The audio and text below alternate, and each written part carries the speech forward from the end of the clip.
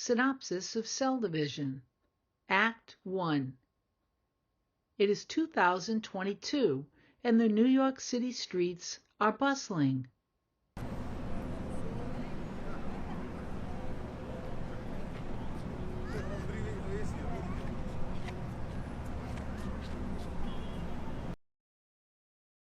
They do their best to sell division.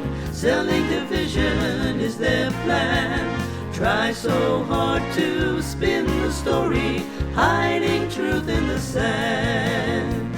Hoping, yes they are hoping that you will swallow what they say. Hook, line, and sinker. The community is getting ready for Joseph Coddington, the corporate leader of Gentricorp, to speak about a new high-rise project.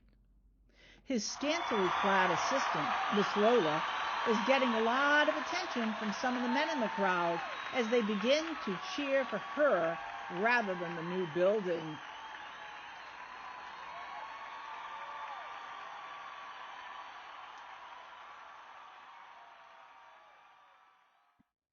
State Representative Derek Ricard and his wife Cecilia are there to support the project. Loud cheers and boos can be heard as the presentation ensues. Small business owners come out of their stores and are outraged by the proposal. Cecilia, whose heel gets stuck in the plank, falls off the platform into Valerie, an innocent bystander.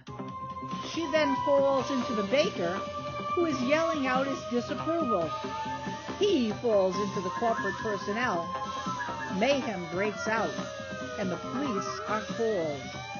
And many are hauled off to the state prison because the county jail is full.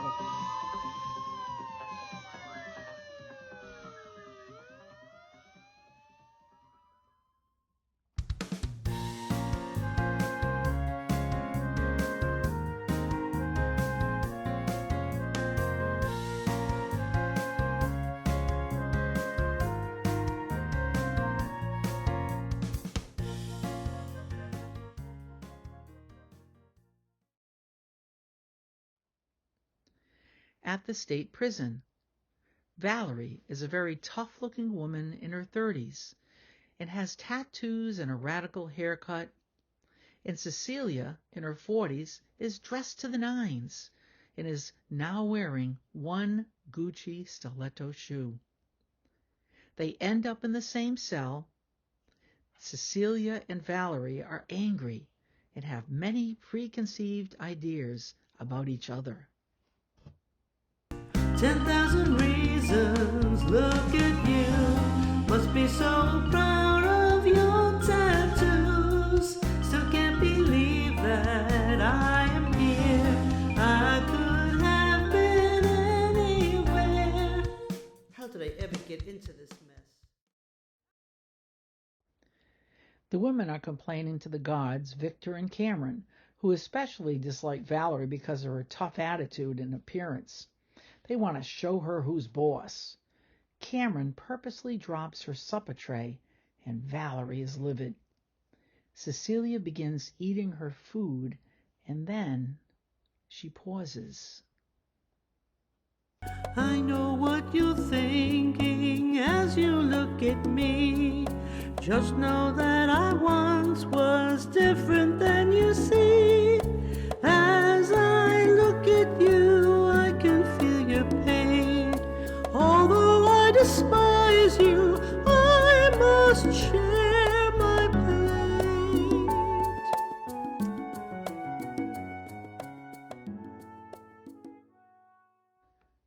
Cecilia offers Valerie some of her food. Still infuriated, Valerie refuses it. Warden Hattie Jackson hears about the mishap from some of the prisoners. Hattie, thinking Victor is the culprit, calls him into her office and lectures him about how he has been treating the prisoners.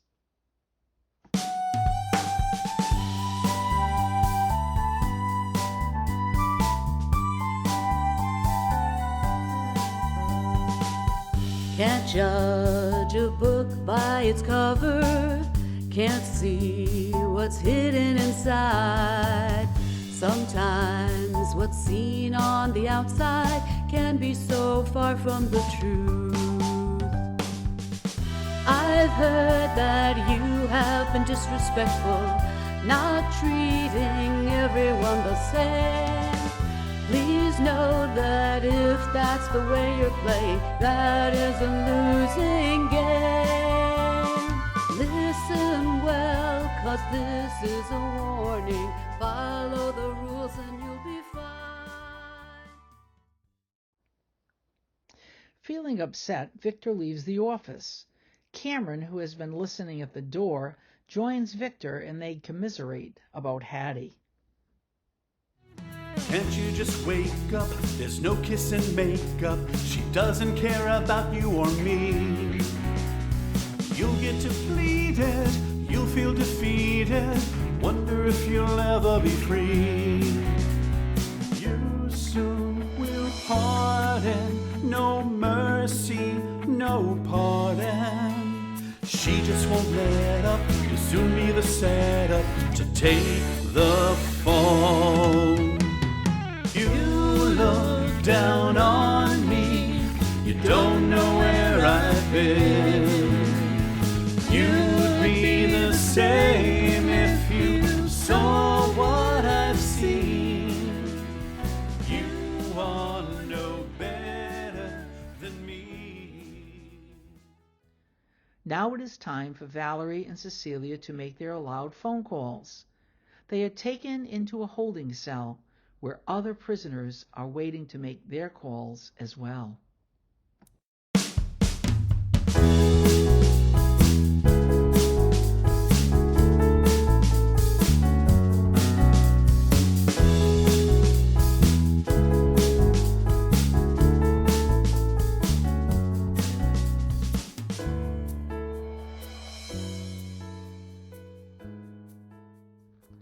Cecilia's husband, Derek, is very unsympathetic towards Cecilia, who expresses her frustration with him right after the call. For exposure, this marriage is over. You're a poser. He's a poser. Yes, you're a poser. Such a poser. A triple dozer. A brown noser. Full disclosure, this marriage is over. You're a poser. He's a poser. You're waltzing at night like a king in a castle. Never even look at me. Then Valerie makes her call, and her friend Leah hangs up on her abruptly. Both women are escorted back to their cell and reflect upon their cruel rebuffs. Some of the other prisoners join in. Papa said I'd be so grand when I wore this wedding band. Just how wrong could it be? All I want to do is scream, and that's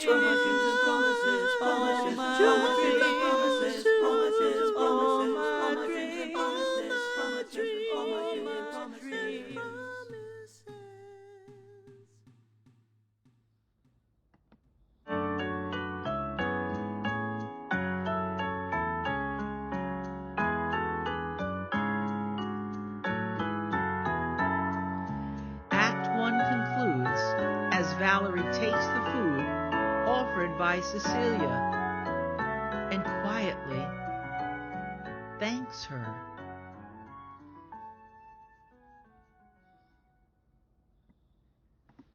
That evening, Cecilia and Valerie have idle conversation about getting out of prison and end up sharing stories of their lives. The nearby prisoners are aggravated by the noise and start complaining. The next morning, Victor takes Cecilia and Valerie out to the prison yard. Other inmates enter the yard and begin taunting Cecilia. Valerie comes to Cecilia's rescue.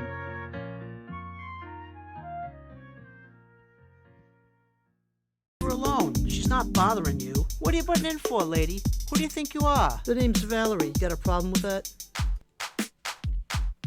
She don't care, why should we? Yes, she does. Let her be. What's she good for, we can't see. Took a chance, reach out to me. Gotta watch out and be strong. I know we can get along. Better hope you're not wrong. Open up, hear my song. We might come from different stars, our lives.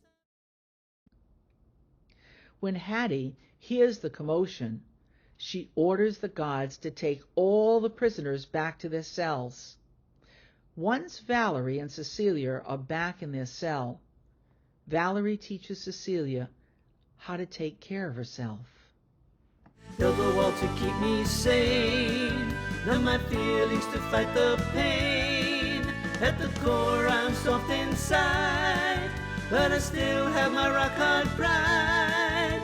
And when it gets rough, I'll be tough enough. Later that morning, Derek comes to post bail for Cecilia, and she refuses to leave without Valerie.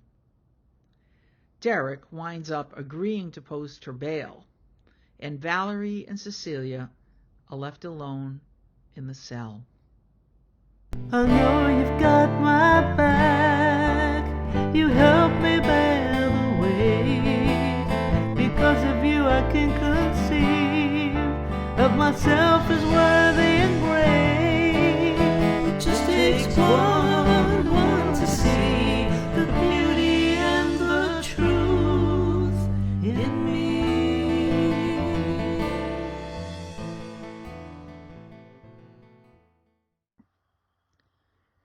Valerie and Cecilia leave the cell, walk down the hall together, and leave the prison heading in opposite directions.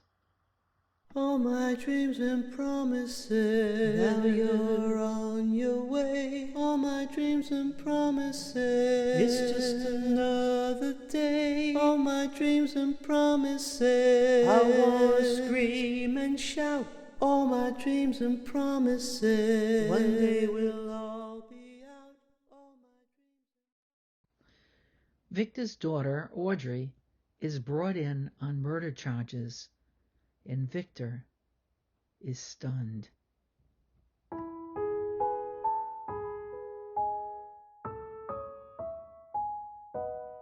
My own daughter, my own daughter, how could this happen? Why did this happen? Did I not teach you right from wrong? Yes, you did, Dad. Did I not tell you to be strong? And I am. Tell me when I look at you, how this whole thing can be true. It's not. Cameron comes in to make trouble for Audrey, and Victor gets angry with him and comes to his daughter's defense. Victor and Audrey resolve their differences and vow to face their problems together. When that rainbow shatters there right before your eyes, that first time it happens, it's always by surprise. Just a part of life, you know, it's full of twists and turns. Hear that voice just whispering, from it you will learn. Oh, never stop believing. Never stop believing. Never stop believing what's there inside of your heart. 1 year later.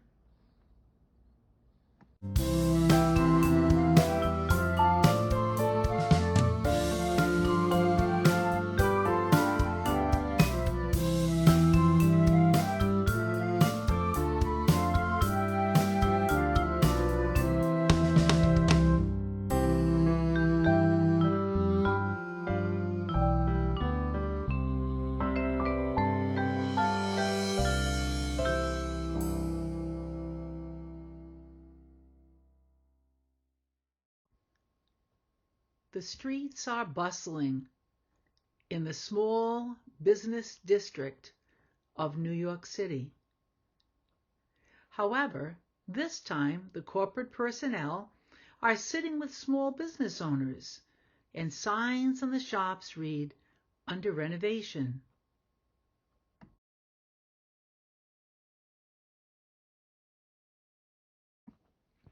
Cecilia has been made the new GentriCorp community liaison, and she and her husband Derek are there to take credit. Miss Lola has now become Cecilia's assistant.